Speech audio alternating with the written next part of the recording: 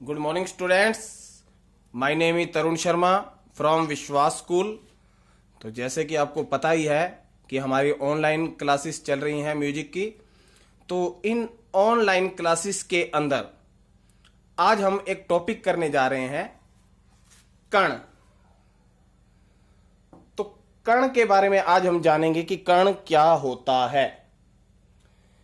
कर्ण के बारे में आपको बताते हैं। कर्ण का दूसरा नाम स्पर्श स्वर भी बोल देते हैं इसको। स्पर्श मतलब छूना। किसी स्वर को गाते या बजाते समय उसके आगे या पीछे के स्वर को छूने या स्पर्श करने को कर्ण कहते हैं। अर्थात गाते बजाते समय किसी स्वर का स्पर्श मात्र किया जाए, स्पर्श मतलब छूना किया जाए, उसे कर्ण कहते हैं। जैसे हम यहां आपको यह बताना चाहते हैं कि किसी स्वर को गाते बजाते समय हम मान लो हारमोनियम के ऊपर एक सा स्वर को बजा रहे हैं। तो सा स्वर को बजाते समय हम या तो उससे पहले वाला स्वर, उससे पहले आता है नी और उसके बाद आता है रे। तो यहां तो हम पहले वाले स्वर को स्पर्श करेंगे या फिर बाद वाले स्वर को स्पर्श करेंगे। तो फिर से इसकी डेफिनेशन रिपीट कर रहा हूं कि किसी स्वर को गाते या बजाते समय उसके आगे या पीछे के स्वर को छूने या स्पर्श करने को कर्ण कहते हैं। मतलब मुख्य स्वर से पहले वाले स्वर को या बाद वाले स्वर को हमने सिर्फ छूना है। अर्थात गाते बजाते समय किसी स्वर का स्पर्श मात्र किया जाए, ओनली छुआ जाए, उसे कर्ण कहते हैं। जैसे फॉर एग्जाम्पल है हमारे पास कि सा तक जाना है हमें। तो सा तक जाना है, तो अभी आपको एग्जाम्पल बताया था कि सा तक जाना है तो हम नी का कर्ण स्वर दिखाएंगे। मतलब नी को हम हल्का सा स्पर्श करके वापस फिर सा तक आ जाएंगे। इसे क्या बोलेंगे हम? सा पर निषाद का, निषाद मतलब नी, निषाद का कर्ण कहेंगे। तो जैसे कि आपको बताया कि मुख्य स्वर से या तो हम पहले वाले स्वर को स्पर्श करेंगे या फिर मुख्य स्वर के बाद वाले स्वर को स्पर्श करेंगे। तो इस आधार पर कर्ण दो प्रकार के होते हैं। कर्ण के प्रकार हैं पूर्व लगन कर्ण, पूरा मतलब पहले वाला। अनुलग्न कर्ण, अनु मतलब बाद वाला स्वर। पूर्व लगन कर्ण पहले वाला स्वर और अनुलग्न कर्ण बाद वाला स्वर। तो कई बार क्या होता है, जैसे इसमें एग्जांपल भी दिया गया है कि गे मुख्य स्वर है। जैसे गे मुख्य स्वर है तो गे से पहले आता है रे।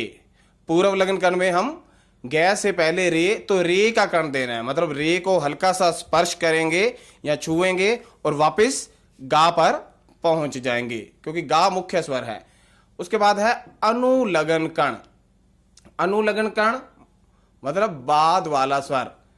जब मान लो मुख्य स्वर गे है तो गे के बाद वाला स्वर कौन सा पड़ जाएगा? म। तो मैं का कर्ण देंगे, मतलब मैं को स्पर्श करेंगे और फिर वापस ग पे पहुंच जाएंगे। तो ये था हमारा एक कर्ण का टॉपिक कि जब हम किसी स्वर को गाते बजाते हैं तो उससे आगे या पीछे के स्वर को सिर्फ छूना है या स्पर्श करना, उसे कर्ण कहते हैं। और कर्ण दो प्रकार के होते हैं, पूर्व लगन कर्ण, अनुलग्न कर्ण। पूर्व का मतलब पहले वाला स्वर, मतलब गे मुख्य स्वर है तो हम गे से पहले स्वर पड़ता है, रे का कर्ण देंगे, मतलब रे को स्पर्श करेंगे। अनुलग्न कर्ण, अनुलग्न कर्ण मतलब बाद वाला स्वर।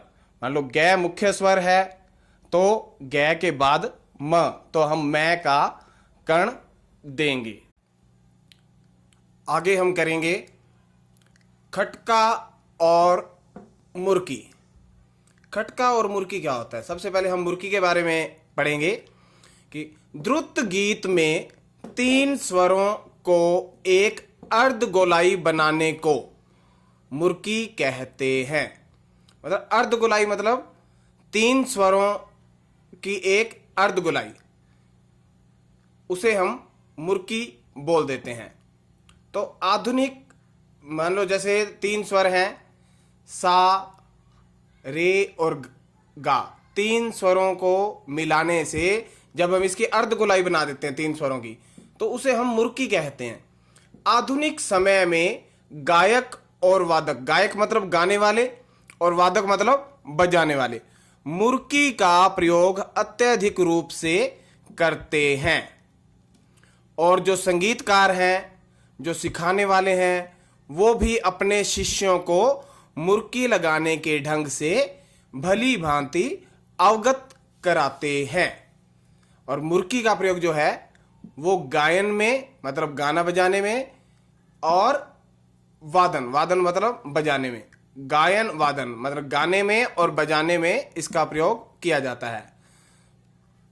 मुर्की, दोबारा से रिपीट कर रहा हूं इसको, कि द्रुत गीत में 3 स्वरों की एक मतलब अर्धगोलाई जब उसे बना देते हैं, 3 स्वर कोई भी हो सकते हैं। फॉर एग्जाम्पल के लिए जैसे आपको बताया कि सा रे गा, इसकी एक जब हम अर्धगोलाई बना देंगे तो इस प्रकार के अर्धगोलाई बनाने को मुर्की कहते हैं। द्रुत गीत, गीत 2 प्रकार के होते हैं, एक द्रुत और एक विलंबित।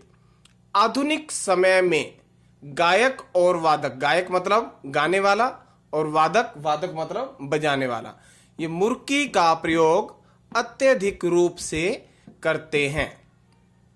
संगीतकार अपने, संगीतकार मतलब जो सिखाने वाला है, जो म्यूजिशियन है, जिसके बाद हम सीखने जाते हैं, वो अपने शिष्यों को मुर्की लगाने के ढंग से भली भांति अवगत कराते हैं। मतलब मुर्की लगाने के ढंग से वो अपने शिष्यों को बताते हैं।